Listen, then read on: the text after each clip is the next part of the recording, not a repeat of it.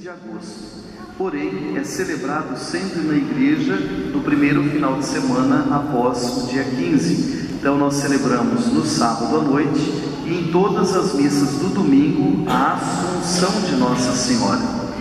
Assunção diferente de Ascensão.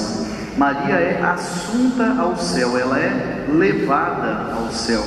Jesus Cristo, nós falamos de ascensão de Jesus, ele mesmo, pelas próprias forças, sobe ao céu, volta para o Pai, porque Jesus tinha este poder, era o Filho de Deus, então ele ressuscitado volta ao Pai. O dogma da Assunção de Nossa Senhora não é algo recente. A proclamação do dogma, sim, é de 1950, por Pio XII. Porém, aí entra dentro do contexto que nós celebramos hoje, o encerramento da Semana da Família, quando nós dizemos a religiosidade e piedade populares no exercício da espiritualidade cristã.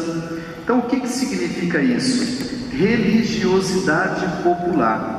Religiosidade popular são costumes do povo, que o povo começa a fazer, o povo começa a exercer uma determinada espiritualidade e aquela espiritualidade acaba tornando-se parte da igreja.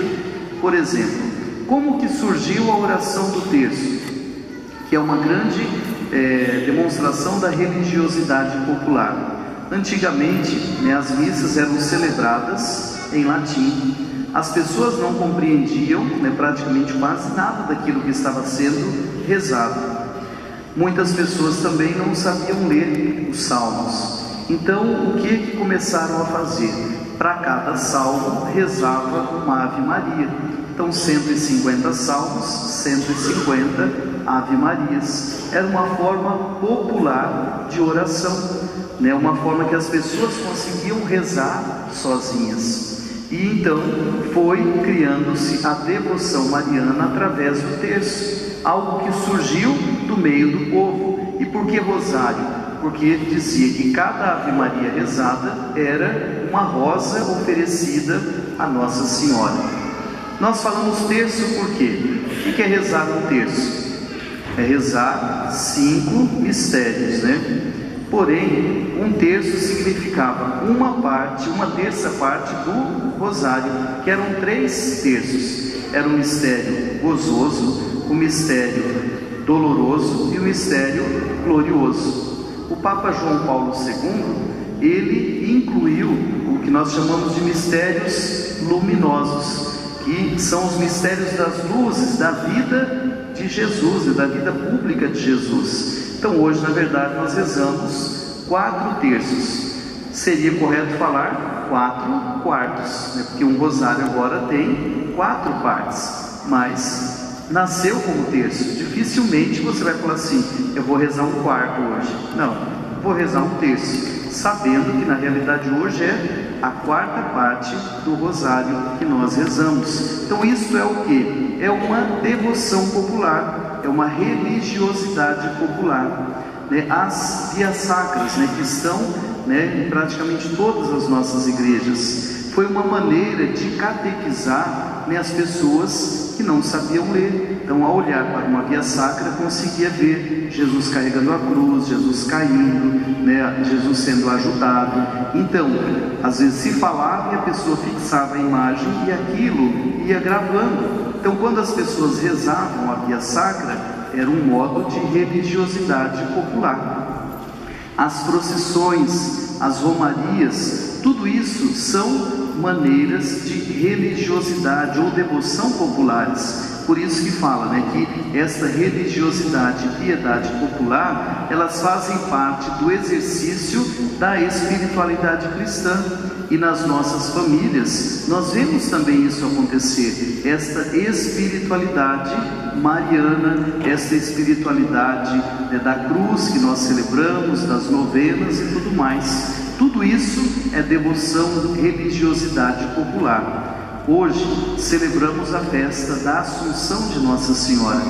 Como nós dizemos, o dogma da Assunção foi proclamado em 1950 por Pio XII, mas desde os primeiros séculos já se falava na dormição de Maria, que Maria havia dormido, e havia sido levada aos céus, desaparecido. Então, a tradição, a religiosidade popular, desde os primeiros séculos já diziam isso. E aí o Papa Pio XII faz a proclamação do dogma. Dogma significa o quê? Isto é uma verdade de fé reconhecida pela Igreja. Então, o que aconteceu primeiro? A Igreja se pronunciou como Maria foi assunta ao céu? Não. Primeiro foi o povo, nasceu do povo. É uma religiosidade popular que foi se tornando uma verdade de fé. E aí o Papa simplesmente ele faz o quê? Ele fala que isto é dogma, isto é uma verdade de fé. Por quê? É algo que se acredita há praticamente 2000 anos, que o povo já celebrava essa festa. E aí ele simplesmente oficializa. E assim nós vamos percebendo muitas outras situações que acontecem, Primeiro parte do povo, depois a Igreja, ela vai fazendo o quê? Oficializando aquilo que o povo já vive, nas suas realidades. Isso é interessante a gente perceber, porque a Igreja ela vai fazendo o quê? Através da sua sabedoria, vai discernindo aquilo que é a fé verdadeira, aquilo que deve se proclamar como um verdadeiro dogma de fé. Outra coisa interessante que nós precisamos perceber, quando falamos em dogma de fé, dogma, verdade de fé.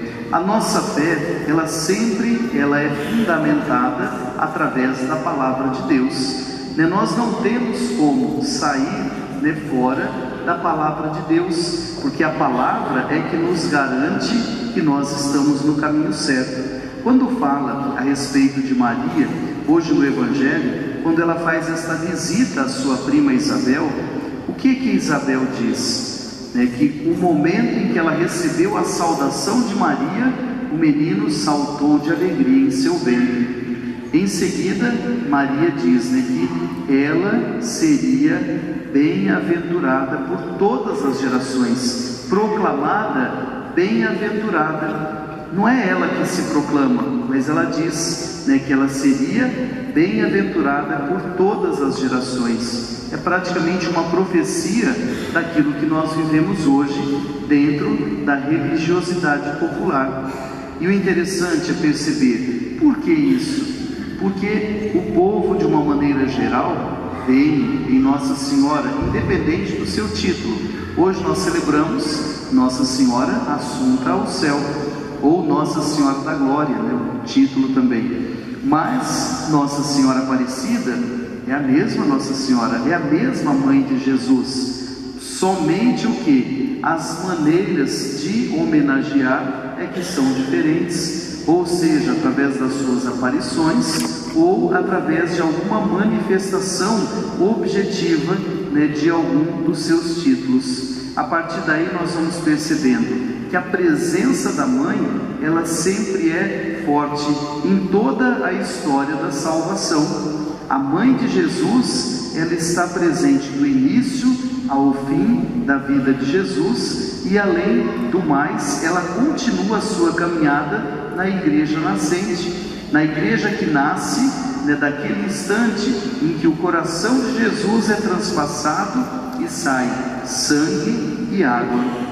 E Maria continua a sua missão na igreja, por isso que nós chamamos Maria, Mãe da Igreja. Então nós percebemos que cada um dos títulos atribuídos a Nossa Senhora é a mesma Nossa Senhora, mas manifesta de maneira diferente.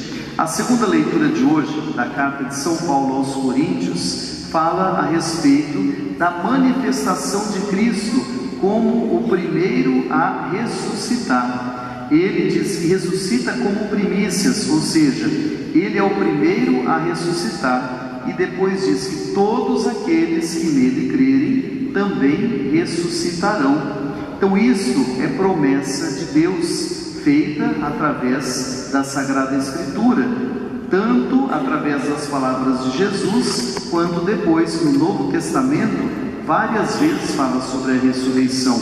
hoje de uma maneira especial, quando diz, né, do fim de tudo, que nós chamamos, né, de realidades, do fim do mundo, do fim das nossas realidades terrenas, nós chamamos de escatológicas. Diz assim: a seguir virá o fim, quando ele entregar a realeza a Deus Pai, depois de destruir todo principado, todo poder e força, pois é preciso que ele reine, até que todos os seus inimigos estejam debaixo dos seus pés. O último inimigo a ser destruído é a morte. Então aqui fica muito claro que a partir da ressurreição de Jesus, ele já venceu a morte. Porém, esta promessa não é só para Jesus, né? Que antes mesmo da sua morte ele já falava na ressurreição. Só que a ressurreição de Jesus, ela se deu por primeiro, e por consequência todos aqueles que nele crerem também ressuscitarão.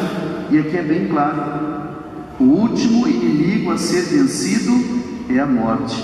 Por isso, né, que diante da morte dos nossos entes queridos, nós precisamos ter este olhar de esperança, né? Por mais, né, que nós não podemos deixar de esquecer dos nossos entes queridos, né, mas nós precisamos também recordar, né, que cada um deles estão em Deus, né, já fazem parte desta outra realidade, e que nós um dia também alcançaremos esta plenitude.